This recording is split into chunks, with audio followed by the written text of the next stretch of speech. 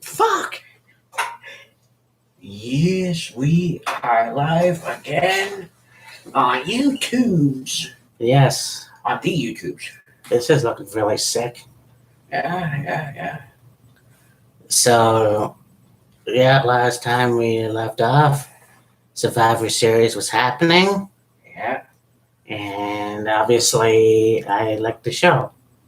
It was Oh, yeah. really cool to watch, actually. And a lot of people didn't seem to like it. I know that talking to my brother, he's kind of critical about WWE nowadays, but it had its ups and downs. I really didn't like the Women's Survivor Series match. Yeah. But honestly, the whole thing with Drew McIntyre and Roman Reigns was awesome. That match was really, really good. You knew it was going to be a hard fought battle. You knew it was going to be a hell of a match. Not overly enthusiastic with the way the match ended. However, you could look at it as that's WWE's way of like cementing him, if you will, as like a heel. Yeah. The cheap victory. Yeah. Interference from Jey Uso and the low blow and all that. I mean, he's had a few. You could kind of say cheap victories, like somebody's pinning him and he kicks out. The way he kicks out, it's like a incidental low blow. But this was like a deliberate low blow to McIntyre. Like, okay, he's a heel for sure. He'll have the heel tactics. Yeah. And I believe the tag team match was also. Well, I said it was the match of the night. Yeah, for sure. I thought so.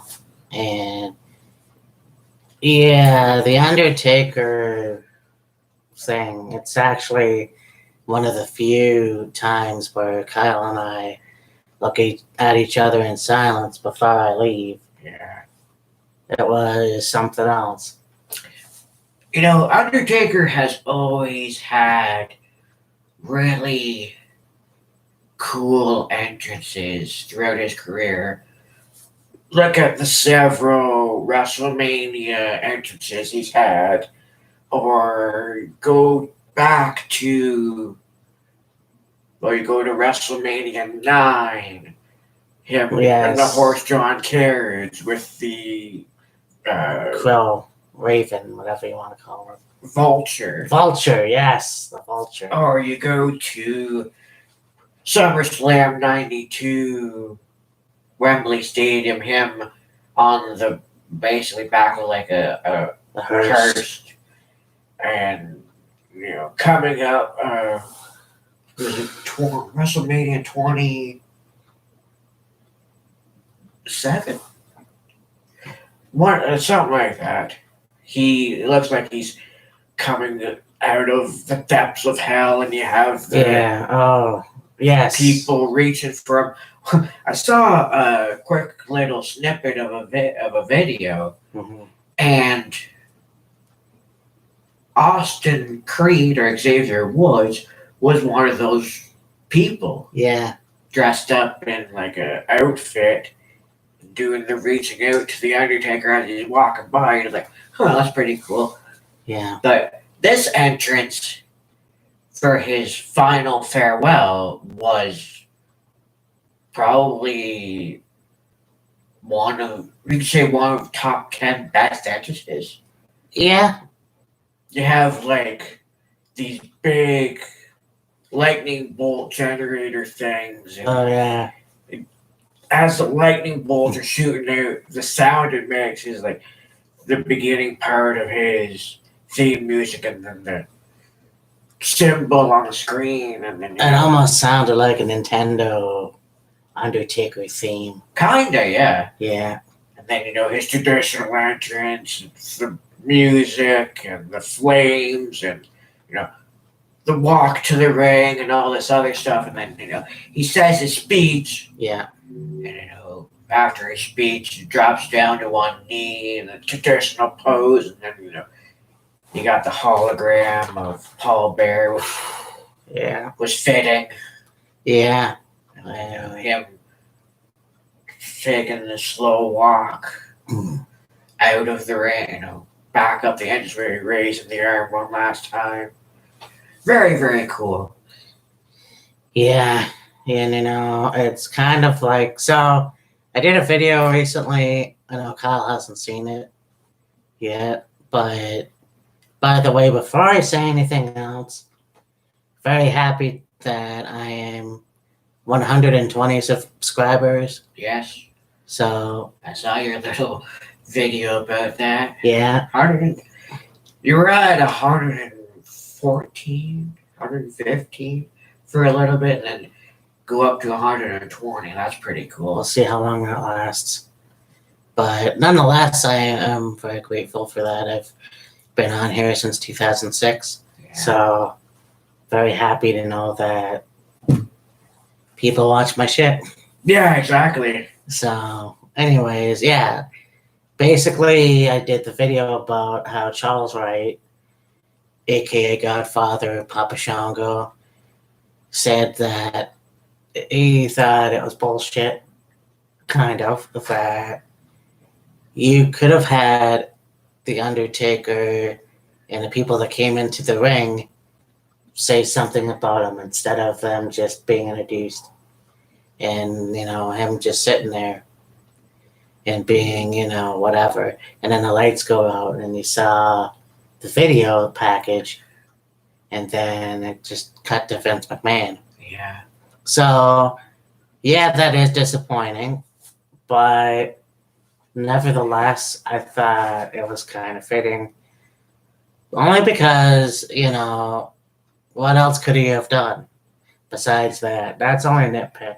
Like, yeah, you have all these people come out. I mean, Godfather, the Godwins, Mhm. Rikishi, Big Kev, Triple H, Ric Flair, Shawn Michaels, Savio Vega, Kane, several others be introduced. Yeah. Big Show, so on and so forth. And the way they're kind of standing, kind of like in a horseshoe, if you will. Mm-hmm. And the ring, like, okay, they're going to be in the ring when the Undertaker comes out. Yeah. And you have them show the video package they've been showing for the last couple of weeks. Cut to Vince in the ring. It's only Vince in the ring. It's like, okay. Yeah. I mean, Then Undertaker comes out. Vince leaves the ring. And there's Undertaker by himself in the ring. And it's like, okay, there's two ways you can look at that. mhm. One is like, okay, why did they have everybody that they introduced to honor the Undertaker stay in the ring and have Vince in the ring, give his little speech, and then introduce the Undertaker and have Undertaker come out and blah, blah, blah, blah, blah. Correct. The other hand is like, well, if they do that, then some people might comment and be like, oh, they're not following protocol. They're not following COVID That's protocol. true, yeah. And, social distancing and all this other stuff. And that is just a minor nitpick. But also, like, Undertaker in the ring by himself, giving his farewell speech, if you will, is what Undertaker did.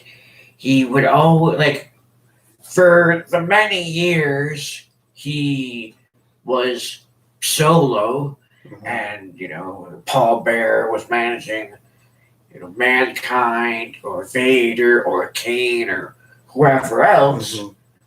and Undertaker would do a promo. Mhm. Like, yeah, he would do an interview with Vince or Michael Cole or whoever, but like promos he would cut, it was him in the ring with a microphone talking. That was it. Yeah. And if you're gonna have Undertaker give a final farewell, It's gonna be how Undertaker always does it. Yeah. And I know you have posted on Facebook about the Undertaker's final farewell and how it almost got you the hologram of Paul Bear, and it's Yeah. like Paul Bear being Mm. a part of Undertaker's career almost since the beginning. Undertaker's final farewell, it was almost fitting him, paying one last res- homage Yeah. to Paul Bear. Yeah, I mean, that's just where it kind of cuts. Because, I mean, Bill Moody passed away years ago, Yeah, and they wanted him in the show somehow. And that was the biggest surprise I think anybody could have unexpected, like having him as a hologram. yeah, And then the Undertaker just finally doing the pose, and like, yeah. so that was weird. Something that I watched recently, and it's kind of it made a lot of sense. You have, so Bill Moody dies, and then they have the storyline with Undertaker versus CM Punk, Right. and the whole thing with the urn, and Yeah, CM Punk disrespecting the urn. And at the time when I saw that, I was like, well, it's in bad taste. It is disrespectful. However, I'm pretty sure the family's in on it. Otherwise, they wouldn't have done it. So, watching the Paul Bearer documentary, yes, Mark said, he found it disrespectful. However, they thought about it afterwards, and they weren't honoring Bill Mooney. They were honoring the Paul Bearer character. yeah, And so, a bunch of them said that he'd be in heaven looking down, going, "This is great. oh yeah, This is a match about me." Or Paul Bearer, like, wow. yeah. Paul, he's looking down, going, "Wow, I'm no longer on Earth, but they're still talking about me, and they're still remembering me, and they're still, I'm still remembered." He would have found it incredible and just awesome, even for Undertaker's final farewell, the hologram of Paul Bear. Like, wow, even in Undertaker's final days or final day of being in WWE, to remember me and pay homage to me, and kind of like a thank you, Yeah, cool as well. yeah. So there's that. Switching gears. So tonight we won't be doing the Wheels of Fury episode. Instead, we will be doing an episode. Well, it's going to be the same as Halloween Havoc. Mm, So it'll be made and then uploaded the day before, because AEW Winter is coming. Is next week. I missed Dynamite yesterday. I'm a little pissed off because it kind of conflicted with the show that I tape as well. right. And there wasn't another time for Dynamite to show up. Yeah. So I was, kind of pissed off about that, but whatever happened. Yeah. Happened. I know that Dynamite did tape last week. Right. So, when I made the thing for tonight, they have the issue with, I guess, what's his name? Oh, Will Hawes heel turn. Oh yeah. I'm actually kind of disappointed about that, but Yeah, I mean, you build it up for weeks and weeks and weeks that, oh no, Hobbs isn't going to side with Team Tag. He's loyal. He's on his own. He's loyal to Cody and Darby Allin, you could say, fending off Team Taz whenever there's a beat down. And yeah. then, last week you have Hobbs come out and fend off Team Taz and they're beating down Cody and Darby Allin. And, Hobbs picks up the FTW title and lays Cody in the head with it. It's like, couldn't you have done a heel turn in a way different fashion than that? Yeah. Fucking people.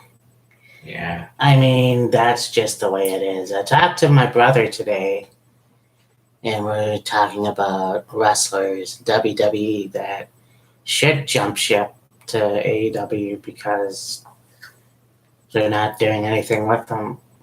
I mean, Sami Zayn's the Intercontinental Champion, but when did he ever defend the title?